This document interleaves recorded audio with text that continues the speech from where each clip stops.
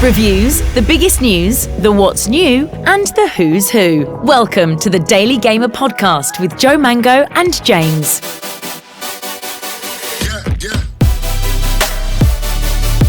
Welcome to the Daily Gamer podcast number 18. With me, Joe Mango, and James. And we have a special guest today. I'm going to say it right first time. Here we go.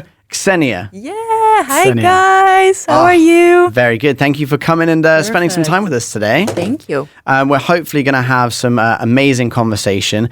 So just like before we get going, so you work for Division. We had Dan on before. Yes.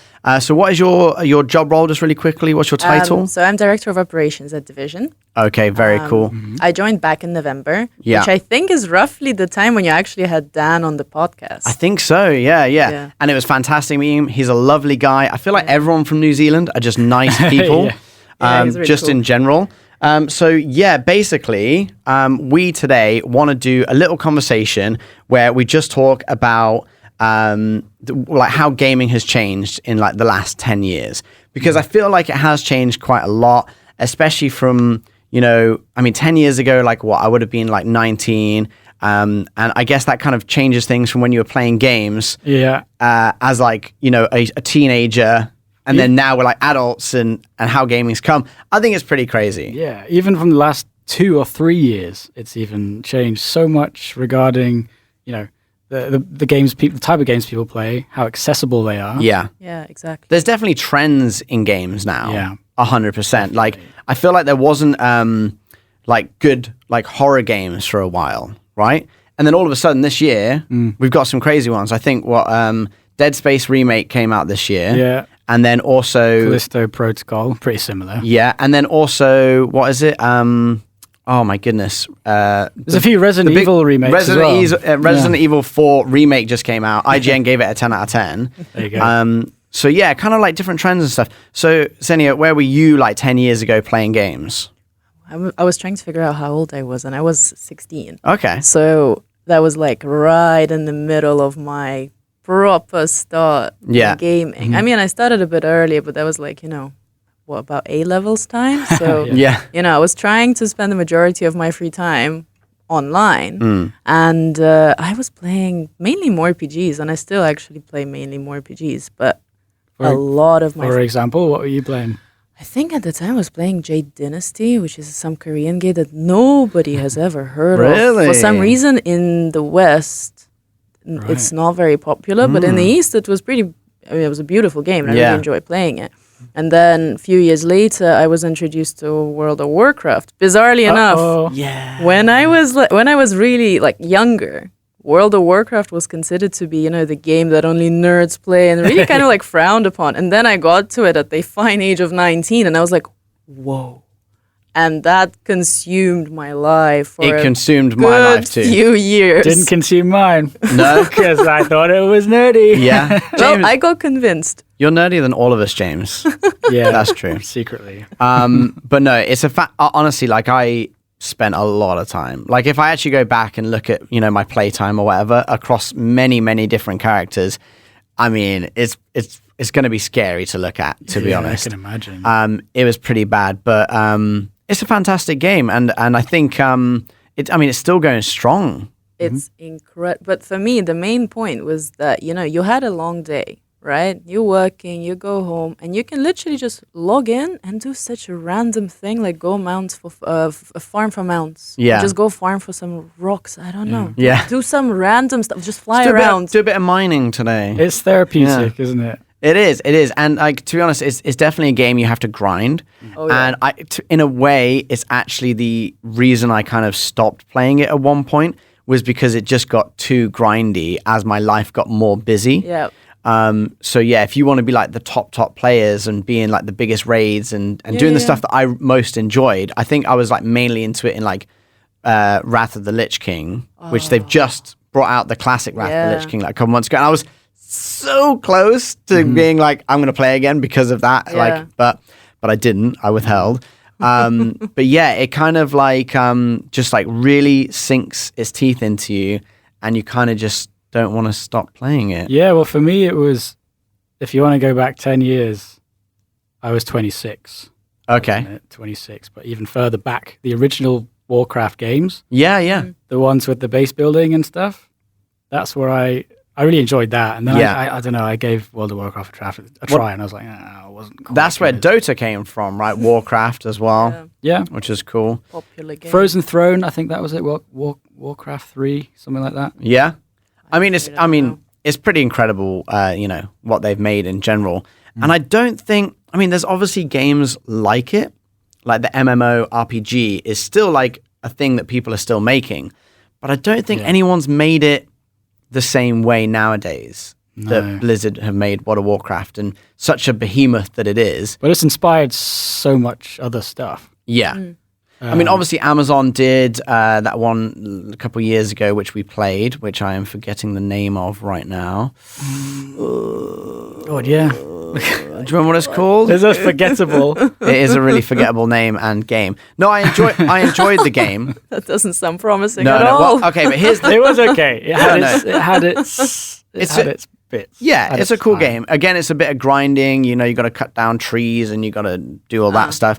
And you can go on raids and do dungeons and that sort of thing. So that's cool. Build up your gear. You have quests to do. It's not quite as questy as World of Warcraft. And the annoying thing about it is the quests sometimes are just so samey. It's like, get me 20 pieces of wood, get me 50 gold. Whereas World of Warcraft actually created a big story behind a lot of their quests. New World. New World. There you go. Yeah. Yeah, but in WoW, some quests were so complicated. I literally had to go on YouTube and watch a run through to figure it out. And when you're working that much for a quest, the reward seems a bit sweeter. Yeah, no, for sure. I feel like in New World, it was kind of you were just doing random, kind of boring, grindy quests for no reason. It was you basically had to go get some ore, or it was pluck some chickens, kill some rabbits, and it just seemed really not enjoyable. It's a shame because it had so much potential. The world, the whole situation with the infection or whatever it was. Yeah. Curse the curse on the island kind of thing. This is a New World. But yeah, at least with World of Warcraft, it is quite samey, but at least wherever you're going in different areas, there'll be different creatures. Yeah. And it'll be there's an elemental creature. Farm the heart of the elemental creature, and it's an ice thing, and you gotta, and at least there's different mechanics for everything you're doing. Yeah. Just going and you literally have to run around one spot with loads of other people all trying to do it to kill some chickens to get some feathers. Just people running around It's and feathers flying about. Literally, that is what New World felt to me. Yeah. And it was kind of I just wanted to get up the level so I could start doing the dungeons and the content. Yeah. I didn't even get that far because I was just so bored with that sort of grind. It was kind of boring. They did have a pretty good PvP section, which was kind of the large-scale World of Warcraft PvP stuff. It was quite good. But to be fair, it was a free game, right? Whereas World of Warcraft cost an arm and a leg to play it. Yep. Especially if you're new to the game, you got to buy, the expansion as well. You got to buy. Yeah, you're right. It's not. Really it's not the committing. cheapest game to get started with, or the cheapest game to you have to pay monthly. Yeah, you do. What the big players do is they actually earn enough gold in game that they get can the token. They can pay they get the token, and you can pay for your game time with the token.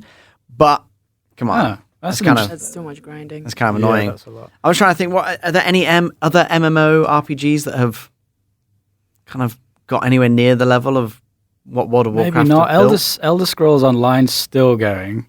Yeah. If you want to go to more of a dedicated original MMO but in space. What was it called? RuneScape? Not RuneScape. RuneScape did really well. It's Eve Online. Oh yeah, Eve Online. That's been going on for ages. EV and has Online. So many players. Yeah. That is still really big. I actually never played it, but I have. I think it seen still stuff has the about it. record of the most concurrent players online doing a single battle in the Really? world. Okay. I don't know the numbers, but it was millions of people online. Really? At the same time. Yeah. It's Wow. nuts. That's pretty cool. Fun fact.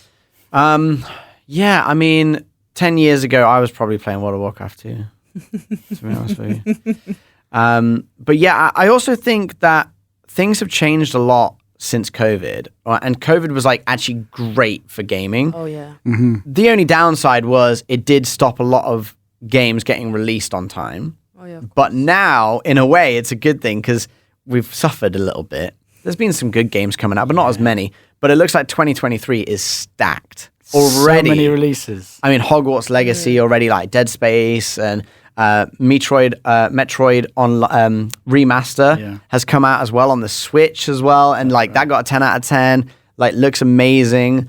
Obviously, Resident Evil 4's remaster, like it's looking really, really cool. It looks crazy. I've and got then, like a list of releases, and every time, you know, because we do that section when I do new releases, and I check a website basically. And I look at this year's list of each month. I mean, look, you can see that now. Like, it just goes on.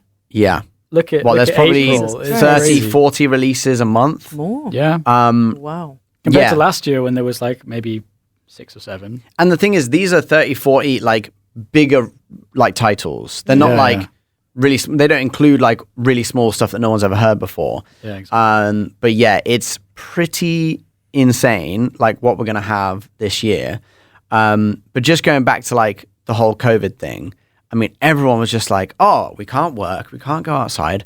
What should we do?" I know, we can go online and play games, which was amazing. Or for some people, play games for the first time and then discover The world of gaming. exactly. Yeah. And then I mean, stick to it. I assume a lot of streaming careers have been born out of, That you know, is just actually a fair COVID, because it's point. just like, hey, you know what? I got nothing to do. Why don't I start streaming? Yeah, And I'm sure give it a some go. people it did really well. I mean, to be honest, I did it a little bit, but I wasn't dedicated enough. No, same. No way. Yeah, I was just messing around on Fortnite with a couple of friends, to be honest, most of the time, which was quite fun. I followed you. Well, I watched Oh, thanks, James. for like 5 minutes. 5 minutes, yeah. That's the thing. Like, I do have friends who stream, and they're like, "Hey, watch my stream." I'm like, "Oh yeah, sure." And I'm like watching it. I'm just like, Right. "This is cool." And then you go do but- something else. yeah. I just leave it on in the background. Yeah. But yeah, I mean, I know this is off topic, but I think it's one of the hardest things is to actually build a streaming career. Do you stream, Ksenia? It's, you know, so many people have spoken to me being like, "You're in gaming, you're a girl, you must be streaming. You're gonna make tons of money doing streaming." And you know, like, I thought about it. I even, like, for my birthday, I received a stream come from one of my friends. And I was like, right. I see what you're implying here. But it actually consumes so much of your energy. Yeah. You're giving out so much because you are entertaining a crowd of people. You're getting so many comments. I mean, if you are relatively large, you get a lot of comments in your chat, and you're interacting with all these people, but you're not necessarily getting any live like feedback in return. No, yeah. So for me, I figured out that it would be a bit challenging. Although you never know. Maybe, you know, like in a year's time, I'll be like huge streaming career. Well, we'll definitely come and, you know, get on that stream as well, so you can boost our channel a little bit. Plug us. Yeah, I think We'll make a deal now. Yeah. If you take off. But if we take off, we'll also Then- take you. Yeah, exactly. Then it's a deal. No, I mean, you know, I was streaming throughout COVID, and then obviously at one point we were streaming like maybe once or twice a week on our Daily Gamer on Twitch, and you know, it was fun. We'd do like 4 hours or something, and I did enjoy it, and you know, I've done a lot of radio presenting, so I'm pretty used to talking for a good amount of time about random stuff. So whilst I was streaming, like, it was great, but especially when you're first starting out, it is really demoralizing because you do a 4-hour stream With, like, and 3 people you're just like, how many people are actually watching me right now? Which really sucks. Honestly, it really, really sucks. And it does make you just feel a little bit like I'm talking to no one. Yeah. And that's fine for the first time, second time. But after you do like your 10th stream and you've got like one average viewer and it's like your mom, you kind of get a little bit like, That's a cool mom. Yeah. You kind of go, you know, is it worth it? So I don't know if it is. I remember when I first tried to do it, and I was like describing what I was doing all the time, and like going, "Oh yeah, like I'm gonna go over here. What's in there? Open that box. Ooh, cool." Yeah. And then like by like 10 or 15 minutes later, I'm just like, let's go to my old self and just like, Yeah. and just like play stuck in my own head. But Yeah. I don't know how people do it. They just keep going. It happened with me. I know what you mean. It's like you start off really enthusiastic, and then 2 hours in, I'm just like playing the game, and then I remember like, oh, I'm on stream. Yeah. Better not do anything stupid online. That's what I was gonna say. When was the last time I spoke? Like, I actually don't remember. You know what I mean? That was kind of thing. And then, like if you go to scratch a place, and then you remember, oh, I'm still on stream. Oh, It's like, and then I look at my, how many people are watching. I'm like, okay, it's cool. It's okay. No one's watching. No one's watching. Yeah. No fans. Yeah, I don't know. I mean, what are your opinions on kind of like where we were 10 years ago to kind of where we are now, especially after and during COVID stuff? Well, I think in general, the gaming industry is booming. And yes, COVID gave it a big push because, as you said, so many people started playing from home and there was demand for more games or, I mean, even gaming equipment. You know, before you would be gaming from something like, I don't know, you have your laptop and you're like, whatever, I'm just going to game from that unless you're a pro. Yeah. But then people really started looking into it. So many of my friends started getting, like those dense, fully kitted out with these, like 360 screens. Yeah, James did. This guy did. Yeah. Well, I only have one screen. Okay, he's only got one screen, but it's a ginormous screen. It's one of those really long curved ones. Yeah. To be fair, he's a graphic designer. But I don't think he uses it for that. No, you don't. Yeah, I do. You definitely don't. But what do you call it? But he has got a really kitted out PC setup, which is pretty nice. Which doesn't get enough use. Really? Yeah. Because of working. And no, but you had one before and it worked fine, right? Had one what? Like you've upgraded your PC recently. Yes. But before it worked fine? Yeah, perfectly fine. So literally mine right now, I'm like, I want to get more. I want to get a better PC. But I'm actually like, my PC works. I can play any game I want and it works completely fine.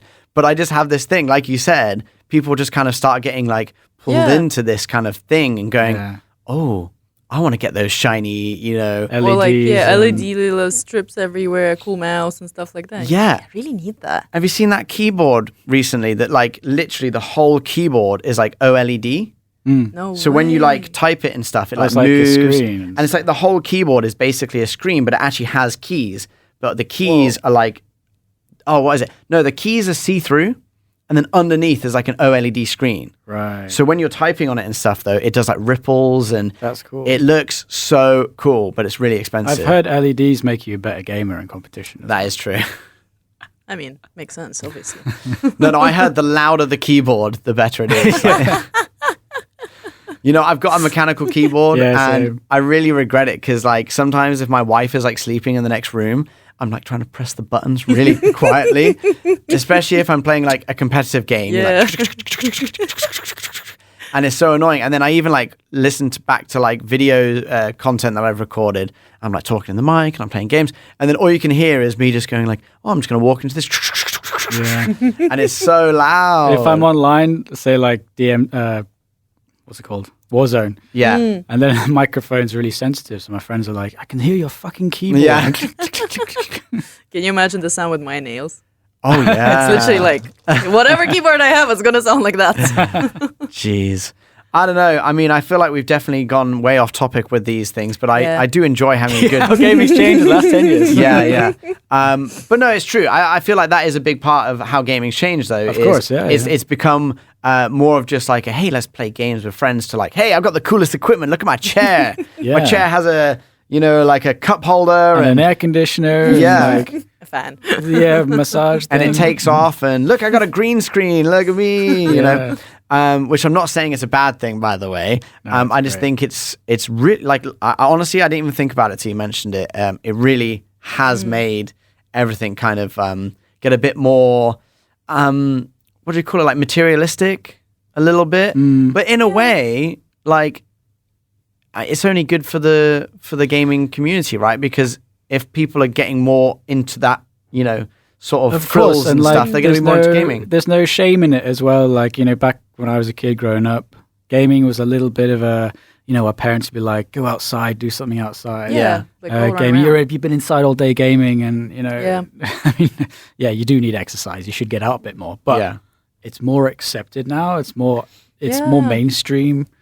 I was actually reading a post on LinkedIn. I can't really remember the full name of the person who wrote it, but it was essentially about, I think he was doing a free course to parents on actually educating them more about gaming and how to manage, their child and not have arguments about screen time, because we all know it is important, I don't have kids, but I would assume that, if I had one, I would be concerned about the amount of time they'll be spending online. Yeah. And it's all about, being safe online and, doing the right thing, etc. So I thought it was really cool. Obviously, my parents didn't have that. For them, gaming was just all bad. I'm going to go blind. All the problems are obviously because of the screen. But it's nice to see that today, kids do have, first of all, a lot of choice. And hopefully, with time, their parents will be a bit more and support about it. And support as well. Exactly. And a lot of opportunities to actually become a pro player. Yeah, a lot more. But you know what? Not even. I think we have spoken about this before, but it's like not even just becoming a pro player, but there are so many jobs to do with gaming, right? So even if you're just interested in gaming and then you moved into marketing for gaming, or even if you were a little bit nerdier and you wanted to start, developing games, doing the coding, it's such a creative industry that you can jump in at any point. Really. Art direction, there is like a huge array. Like someone was asking me recently, like, oh, I want to get into gaming. And I went on to Ubisoft's careers page and I said, like, do you know what you want to do in gaming? And they're like, oh, not really. I'm like, look, I sent in the link of Ubisoft's career page. There's like maybe 9 different tabs, and every single tab, so one tab will be like, production, one tab would be marketing. And in each one, there's like 20 different choices. So there's hundreds of different, gaming jobs that you can actually get, which is amazing. Yeah. So just because you're playing gaming, it doesn't mean, you could go into streaming, you could go into content creation, you could be an esports player, but there's also so many other things you could be doing. Exactly. Well, it only makes sense, after all, gaming industry is bigger than the music industry and the cinema industry combined. Yeah. And, when you hear that, you're like, whoa. Yeah. But 100%. I'm happy to hear that. For and me, especially that, obviously, 10 years ago, there were smartphones and people were able to play games on their phones, but nothing like it is now. I mean, that has probably been one of the biggest jumps. I mean, obviously, PlayStation to what it was 10 years ago to what it is now, and Xbox and whatever, it is a big difference. But the fact that you can play, like, basically League of Legends, right? Like, on your phone whenever you want. You can play, like, FIFA, PUBG, Call of Duty. I mean, PUBG Mobile is more popular than PUBG. Yeah. That's because true. anyone can just play it because it's just on your phone. And you don't even need to have the craziest, most expensive iPhone or Samsung to be able to play these games either, which is amazing. So, yeah, I mean, that's probably one of the biggest changes, right, in what gaming has become. That, and I think it's so popular now and so big and there's so much money in it. Like, a lot of that is due to mobile gaming. Yeah, and then talking about, accessibility over the last 10 years as well, especially for women in gaming as well. It's a gateway, but it's open to anyone. Anyone, no matter where you're from, what sex you are, anything. Yeah. You can get into gaming, and that's what's beautiful about how it's changed in the last 10 years. Yeah, I mean, like, if you think about it 10 years ago, now, I think about my girlfriends. Not that many of them were actually playing anything at all. Like, my best friend, she was playing, like, us together. We were like, okay, let's get online. We would literally sprint from the dining hall in the school to go back home ASAP to play. Yeah. Because it was such a huge thing for us. But now, attending certain conferences, you hear, that there are so many girls that want to get into gaming and do things in gaming and compete professionally, or there are so many content creators that are gamers. Yeah. And it's so cool. And that was not the case at all 10 years ago. Yeah. It was the, I don't know if you ever watched that South Park episode of, what do you call it? South Park episode about World of Warcraft. Oh, yeah, the Did you watch Warcraft that episode. Did you ever watch that? If you haven't, just I'll have to watch that. Yeah, find and watch that episode of, I can't remember, they had like a title for it, and it was a great title, but I forgot what it's called. But yeah, South Park, World of Warcraft episode. And basically, they kept talking about how this guy has no life. He's like the best World of Warcraft player. He has no life. And it is like a very big, overweight male. He became a meme. Yeah. He's got like became spots, long hair, and this like greasy tank top. Yeah. he just like doesn't move apart from his wrist, kind of thing. Like... that is kind of what it was like, Well, that was the idea, right? Of person who games a lot. Looks like that. It's just like, you haven't left your home in weeks. You have like beer cans on the floor, like Cheetos everywhere, and like a sticky keyboard. Yeah, exactly. So it's definitely a lot flashier now. There's a lot more variety, and that's what I do love about the gaming streamers now. Is like, I'm not like necessarily into all the gaming streams that I see, but there's something for literally anyone who wants to watch streaming. You can find anyone doing anything, if it's gaming or otherwise. But even in gaming, you could find a gamer that's super casual. You could find a gamer that's doing esports and competitive and whatever's there is there for you. You jump onto Twitch, and like sometimes I like to have dinner, and then I just put something on in the background, and it's like someone playing a game that I'm interested in or I'm interested in getting. To see someone play and like get an impression of how it is, and then it's just quite relaxing.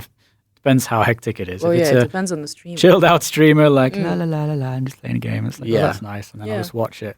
And it's so easy to do that. Yeah. No, 100%. I definitely feel like we could talk about this topic for hours. We can.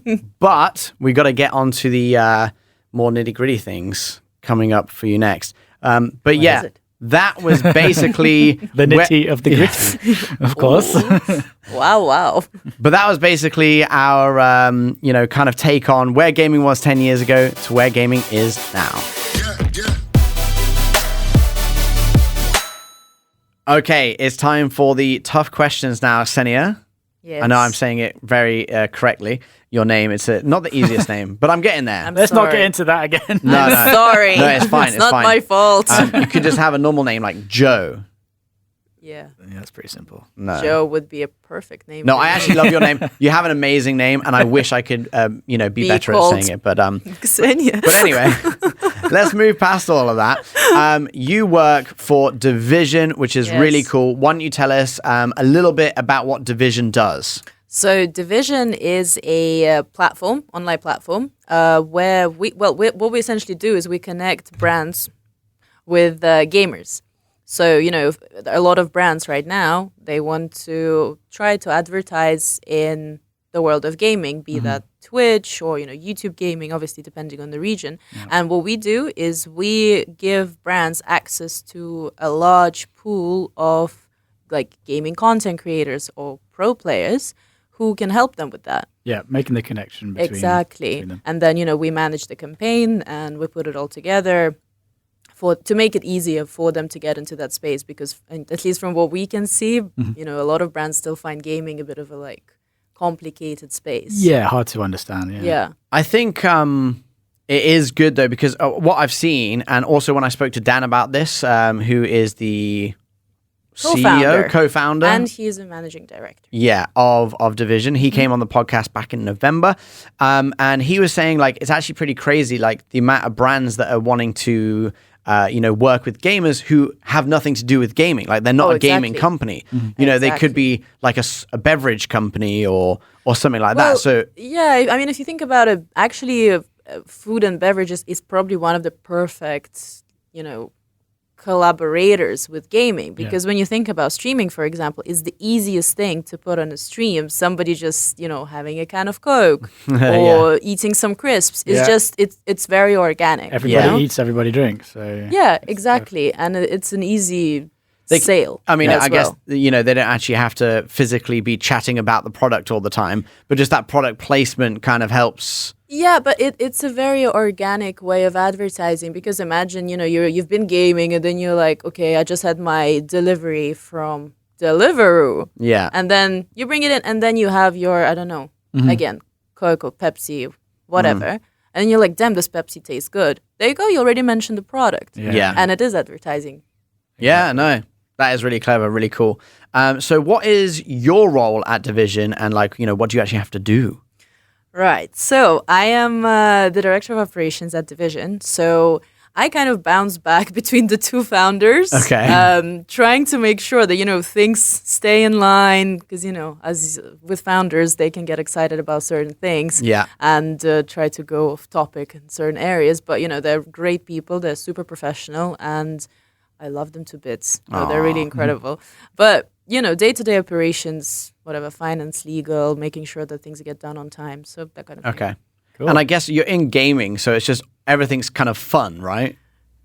You know what's funny? Like, I work in gaming and I barely game anymore just because I don't really have time for it. Yeah. But it is fun because you get to do really creative campaigns, for example, and you really have that time to sit with the creative team of the brand, for example, or the agency, and discuss it with them in depth. And, sometimes they give us the space to be creative ourselves, or they already have a campaign and they come to us and they're like, okay, look, we have this thing, let's make it happen. And most of the time, it's actually really cool stuff. Okay. So it's nice to see the amount of creativity that actually goes into it. So you have a platform which is at division.ae. Yes.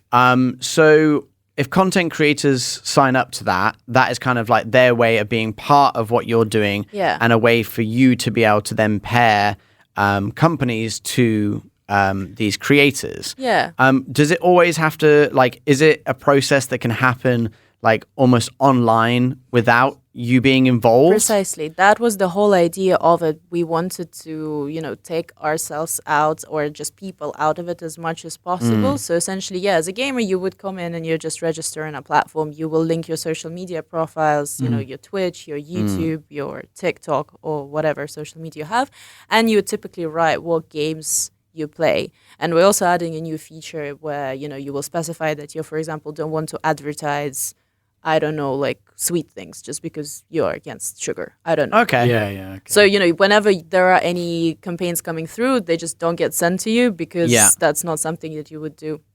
And it'll waste your time. So do the brands also sign up and make their own accounts and everything yes, on Division? Exactly. Well, either agencies or brands, they can create their own profile there. So they can't. So I assume if like I went on to your website right now, haven't made an account or anything, I can't see who's there, right? Like, I can't see. No. So I have to make an account first. Say I'm a brand and I want to look for some gamers. Yeah. Once I've signed up and made that account, I can then start looking for the people that I want. Can the brands go in and define what they're looking for specifically? Well, look, you can, when you're putting your campaign together online, you will write, the campaign name, then you will choose whatever services you want, the dates of the campaign, and you can even upload a proper brief, as in, like the description of what the campaign is like, what you want the content creators to mention, when, etc., all the details.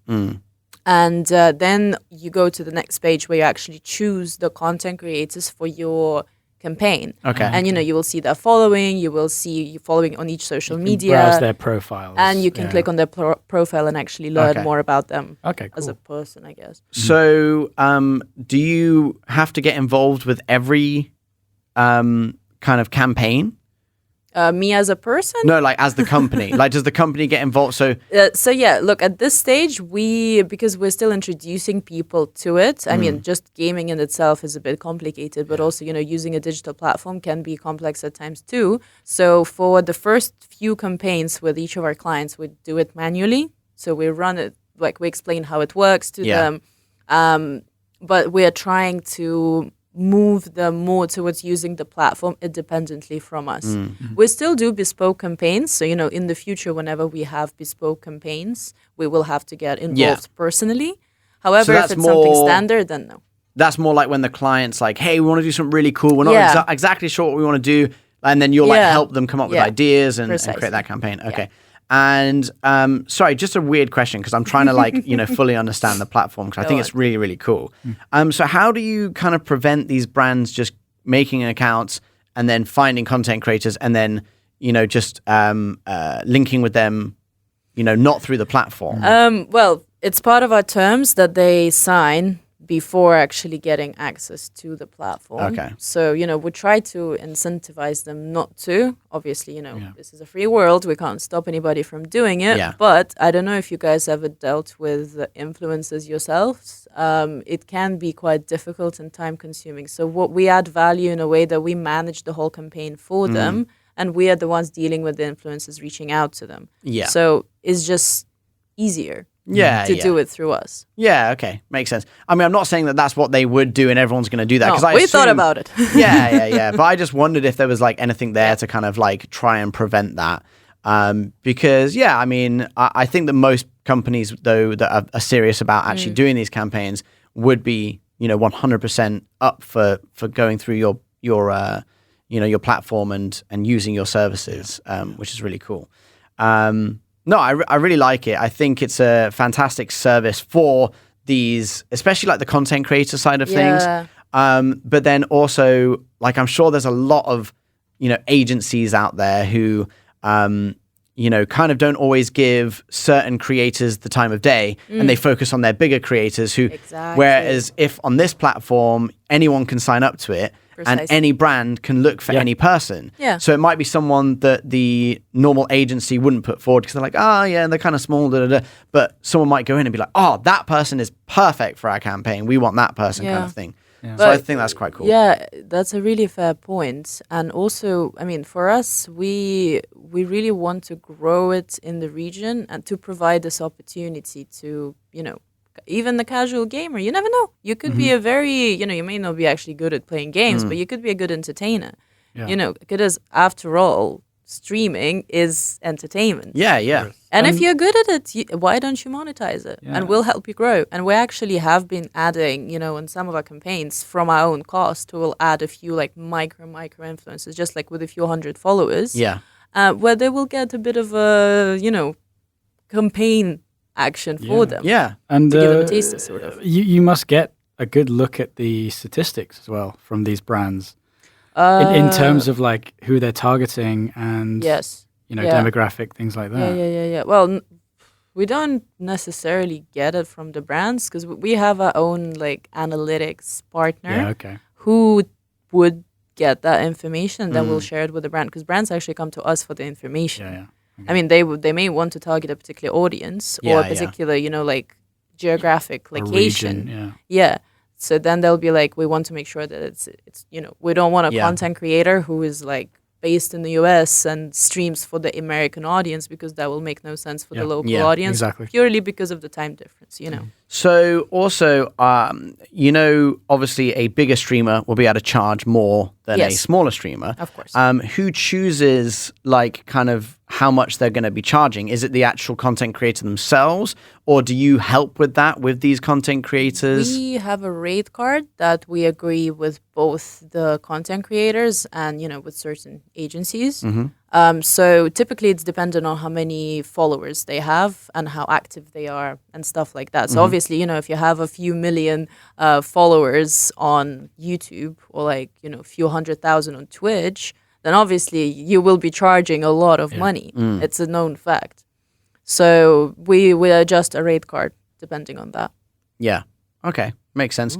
No, I just wondered if like, if you're a really small streamer, you're like, I want 10,000 dirhams for one thing. Not happening. No, yeah. So you actually kind of vet that? Yeah, I mean, on the platform, it's already available. So, when you actually go to the final page, you kind of have like your shopping cart, as bad as it sounds, but, you have the content creators that you've selected and how many streams you want. And on the side, you will actually see how much each stream or the sum of streams cost, and then you'll see your total at the bottom. So it is kind of like, that's what we love about it, because it's so easy for you to play around.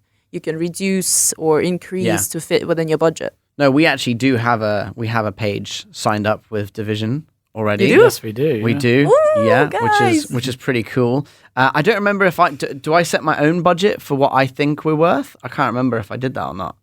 Is that a thing? I don't think you do that. No. Okay, so that kind of comes from we're worth 1 million. No. I just one stream, one mention in the stream. So you're the one that selects how much we're worth. Yeah. And then the client will go, oh yeah, I'll do that. And then we agree to it if we're happy with that. So essentially how it works from the side of the content creator, they will receive the, in their inbox. Like an offer. Yeah, exactly. Like a collaboration does it only request. go to the inbox of your account? No, I think you also get an email. Okay, otherwise great, you will never, ever, ever. I was about to say, we could have had loads of... You're like, I'm going to log in right now and check. We could have had loads of inquiries and I didn't even know. No, I think you also get an email notifications because for us the requirement is for the content creator to actually, either accept or decline within a certain time period, and if they don't, obviously we'll have to search for an alternative. So, even if you had any and you missed them, sorry, they're gone. Makes sense. So how did you get into the gaming industry? So it's a bit of a story from me, I guess. Story time. Here we go. So my background is has nothing to do with gaming whatsoever. Although I've been a gamer my whole life, my background is corporate. Yeah. And I grew up in England and I worked in London, and then I decided, okay, you know what? I got off to a good job. I moved back home, and I was there for maybe like half a year. Didn't really enjoy it. Not a big fan of my hometown. So I was like, okay, it's time for me to get out. So I just Spread your wings. Exactly. So I started messaging, my network, being like, guys, I'm ready to leave. Let me know if anything comes up, that kind of thing. And the first thing that came up was actually, a gaming startup in Dubai. Yeah. So I was like, well, I game. And, the role kind of applies to me. And Dubai is a really cool place. Dubai, and it was January. Yeah. And I was pretty cold. So I was like, you know what? This sounds very nice. I could do with some sun. Yeah. So I literally, I did the interview with them and I got an offer pretty much on the day. And 2 weeks later, I moved to Dubai. And That's awesome. Wow. I know. It was a bit of my whole family. They were like, because I don't know why, but they're like, put on your location in case you get kidnapped. I'm like, that is probably the safest place on the planet in terms of that. Exactly. But it was pretty funny. It was really sweet how much they cared. But yeah, no, I've been here for just over a year. And to be fair, I did change my jobs. I didn't go straight to Division. I joined Division back in November. I don't know if I already said that.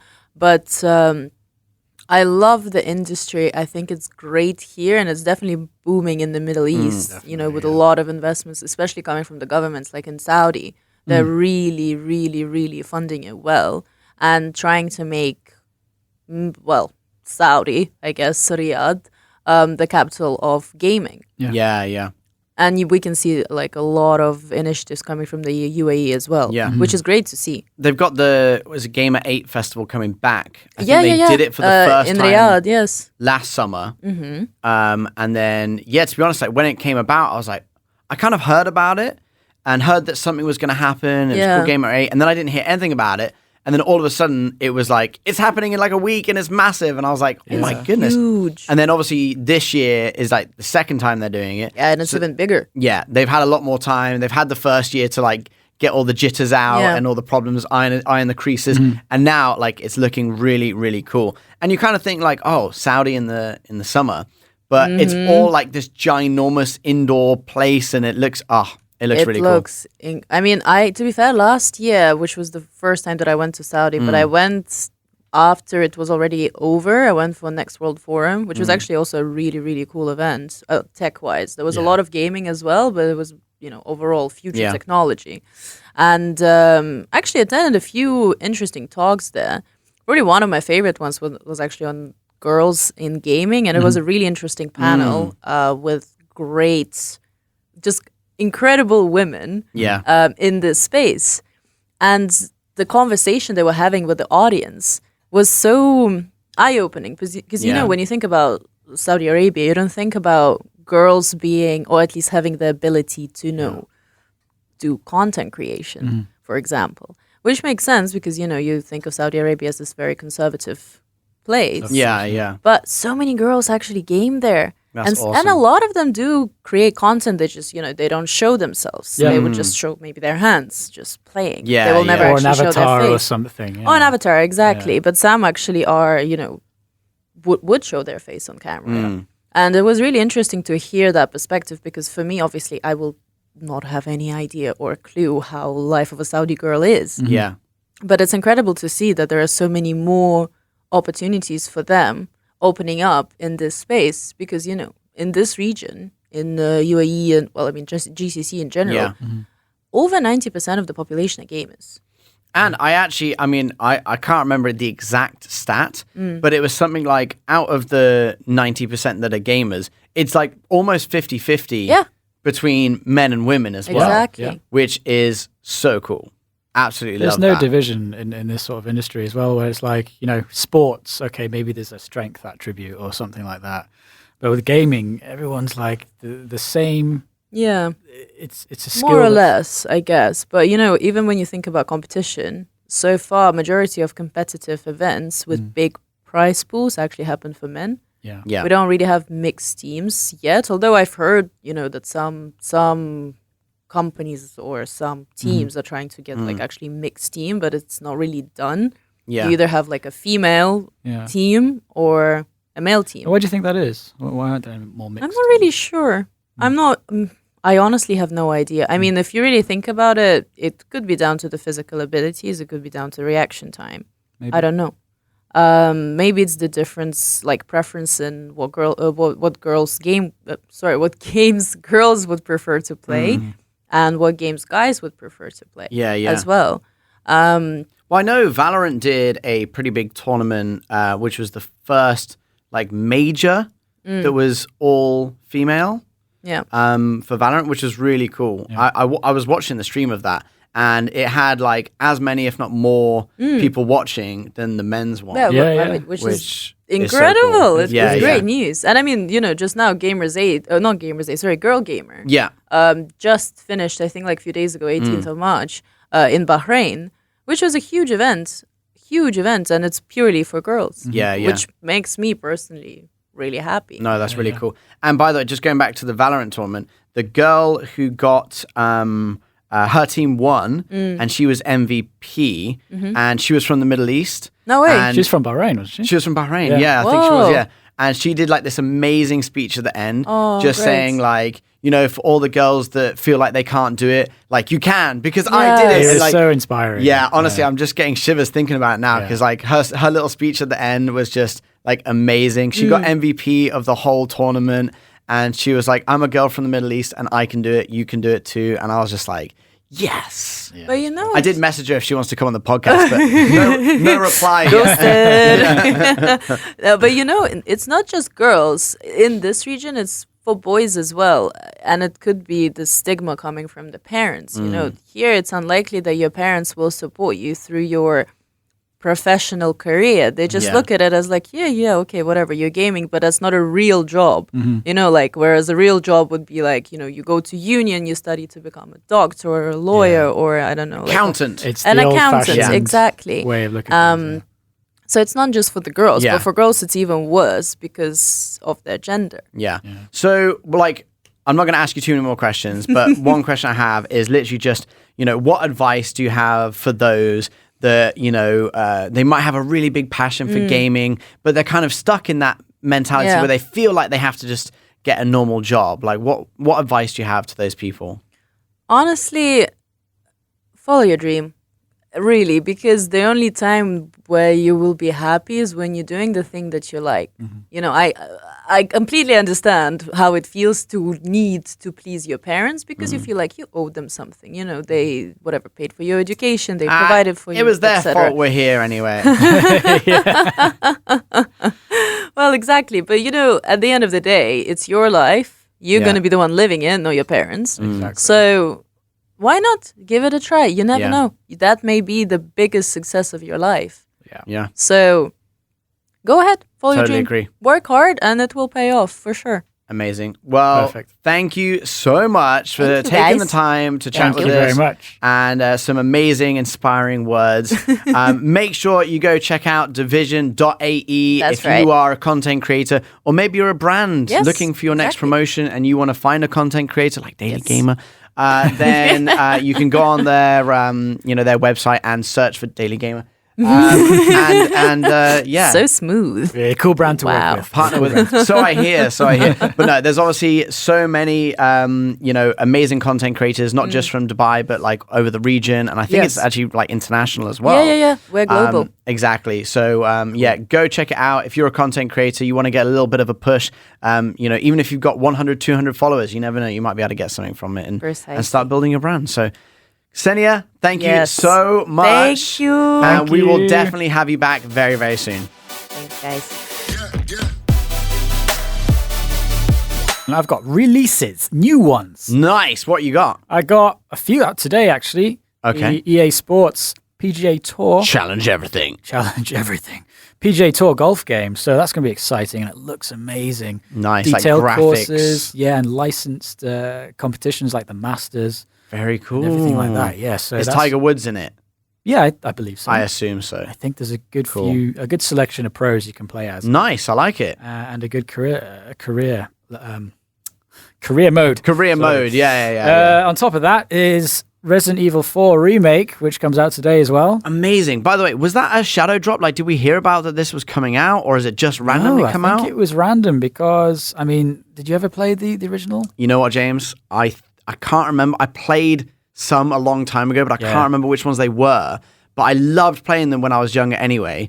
But I saw that IGN have already reviewed it and given it a 10 out of 10. Yeah, and they only give 10 out of 10s to really special games. Really, really good games. And you know what's really funny is they've given 10 out of 10 for Metroid Remake as well. Yeah. And I don't know if they gave 10 out of 10 to Dead Space Remake, but they gave it really high anyway. I think it was a 9. 9 or something. Yeah. So, I mean, these remakes this year are absolutely smashing it. And I heard that this one is like the Dead Space remake was like very close to the original game with only a few changes. Mm-hmm. But this one, Resident Evil 4 is been given like a good quality of life upgrade. Apparently, yeah, like it plays much better. Exactly. It's like the same sort of game as the old one, like same sort of story, but they've like added so many more features to make it even better. Exactly.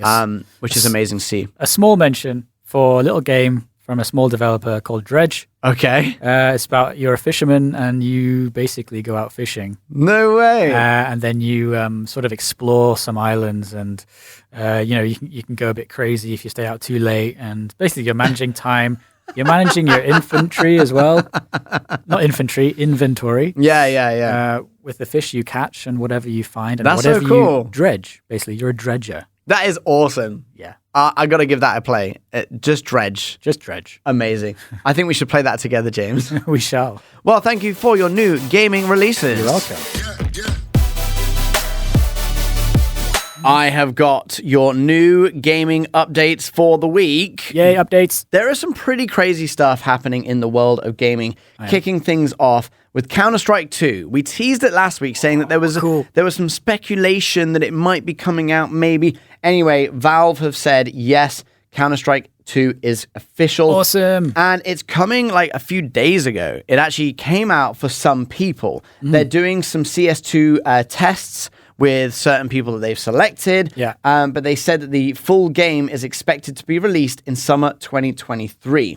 They said that it's soon. an overhaul to every system, every piece of content, and every part of the CS experience.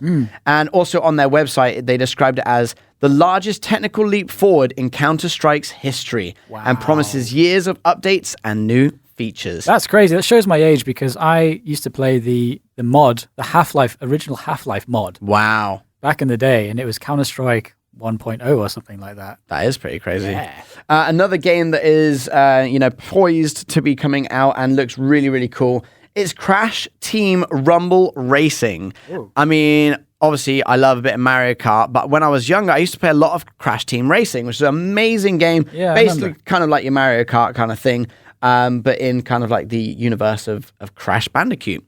Cool. And yeah, it's going to be out in June 20th. But they said they're going to be doing a closed beta for April as well. So you might be able to see some really cool content coming out about that game in April. Awesome. But yeah, super excited about that. And now a little bit of sad news. So you might have heard that Lance Reddick has unfortunately passed away. If you've watched John Wick, he was the hotel kind of like concierge. Of the hotel in John Wick, as an amazing actor. But he was also really big in the gaming world, mainly in the game Destiny. Now they said that they saw that his account was online within 24 hours before he died.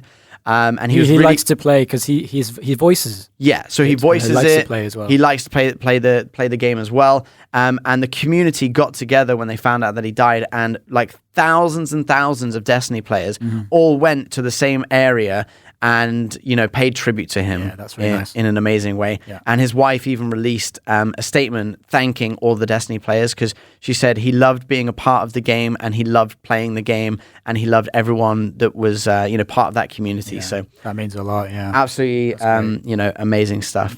But yeah, there you go. That is your gaming news of the week. Thank you. We got some tech pop news. Yeah, Tech Pop. What we got in Tech Pop? Tech pop. I discovered an AI image creator thingy. Okay, yeah. AI is blowing up right now, so this is cool. It's definitely trending. So I discovered one on Discord.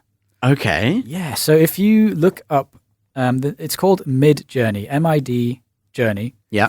One word. Look this thing up, and then you'll be introduced to a chat where you can put in your prompts for anything you want, and it will generate instantly. So when you say prompts, like, does it have to put like code in there, or you just? For example, I put in black cat going to work. Okay. And it gave me a black cat going to work. He's got a No little briefcase. way. He's walking to work. He's got a tie. Let me see. It's on you got it on your iPad there? Yeah, look at that. That is really cool. And Wow. the clever thing is, what it does, it gives you like 4 options. Okay. So it'll obviously generate from what it can find on the internet. Yeah. And then create 4 options for you, which you can refine. Mm-hmm. So if you choose the third one, then it'll go back and it'll improve the image. It'll make it more realistic. Can you give it like more prompts? You can give it more prompts, yeah. Yeah. So you could add like the black cat going to work but wearing a beret. Oh, okay, cool. And it'll go there and find a beret for you. How does it do that though? Yeah, I know, it's nuts. That's amazing. And what's great is because it's a Discord channel, you can see other people doing their images. So like you can see their prompts and it goes nuts. They can put in stories. They can put really simple things in like profile picture with a man with no hair, something like that. No way. And you can see all these things just generate. It's That brilliant. is so cool. I'm definitely trying that. What's it called again? Mid Journey. Mid Journey on Discord. Look for the Sweet. channel and then Go check that out. In other news, John Wick 4 is taking off. I heard. Yeah. It sounds amazing. They said it's the best, like the highest rated John Wick movie so far. It hasn't even come out. And it looks, its ratings are flying through. I saw IGN gave it a 10 out of 10. Yeah. There you So go. excited for that. Really excited. It's the conclusive Is it? John Wick, is it? I have no idea. They'll probably make them. It's going to turn into like a Fast and Furious thing. They're just going to keep making them. There's going to be like John Wick 10. He's going to be like 80 years old. He's still going to be Yeah. like, I need a gun. Where's my dog? Oh, nice. Okay, cool. Well, thank you so much, James, for your pop and tech news. You're very welcome. James, I usually do my top 5 right about now. Yeah. But instead, I found this really crazy game, and I kind of just want to talk to you about that, if it's cool with you. I love crazy games. It's called Ultimate Custom Night. Okay? Now, disclaim... Night as in night K night? No, with the N, like nighttime. Nighttime. Yeah. It is apparently one of the scariest horror games out there. But here's the intro. So, first of all, probably not going to play this myself. I will. But get this concept. I think it's really, really cool. Basically, it's called Ultimate Custom Night because you actually can customize how scary you want it to be. Oh. Yeah, so they've got like over 50 different animatronic terrors spawning the beloved franchise, right? So any of these 50 characters you can kind of pick from. Right. Once you pick all the characters you want, or fear the most, you can assign them different difficulty scalings and see if you can survive them. Oh my gosh. How scary does that sound? It says you'll be in an office where you'll need to manage multiple entrances and work with the tools you have to keep the mechanical monstrosities out. Right? But how crazy is that? You could basically build your own Nightmare. horror. Yeah, exactly. Like you could just go as crazy as you want. It says you can make the most challenging experience possible with all your options or create your dream scenario with these characters. The choice is yours. Wow. So something that I probably won't play, but what I think would be really cool is you could try and like go against your friends and be like, right, I'm gonna I'm going to create like the scariest thing for you. Scare you. And then you can give it to your friend and be like, okay, play this. And then you can hide behind a pillow whilst you... So that's what I'm going to do with you, if that's cool. That'd be great content, right? Yeah, 100%. So I'm going to try and create the scariest game possible for you, and then you've got to play it. Sure. Is that cool? I like that. But anyway, so if you're into your horror games and you want to try and scare your friends or scare yourself, Ultimate Custom Night. I'm excited. Give it a go and let us know how you got on. You can always send us a DM on our Instagram, Daily Gamer Official.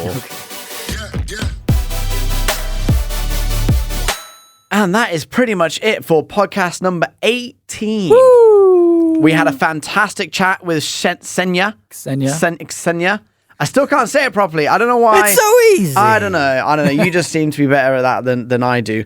But she was absolutely amazing. Gave us so many crazy cool insights, especially into their platform, Division, which you can find on division.ae online. If you're a content creator and you want to try and find brands, or you want brands to try and find you, then you can go on there and... perfect place to do it. Exactly. They'll pair you with a brand. And if you're a brand looking for a content creator, then they'll do that for you as well. Yes. Absolutely amazing. They're doing a really cool job over there. And it was amazing to have her. Obviously, we will be back with another podcast very, very soon. So make sure you hit that follow button. Yes, follow us. I think it's just follow button, right? Follow or subscribe to the podcast. Exactly. But you can also check us out on Instagram, Daily Gamer Official, and on our YouTube, it's also Daily Gamer Official. Yes. And you can check us out on our website, daily-gamer.net. We got all our old podcasts on there as well. So if you haven't, if you only listened to this is your first one or second one, we've got 15 others, 16 others for you to go and listen to with some amazing guests. So make sure you check it out. I've been Joe Mango. And I've been James Russell. Oh, yeah. Oh, yeah. We will see you on podcast number 19. 19. Yeah.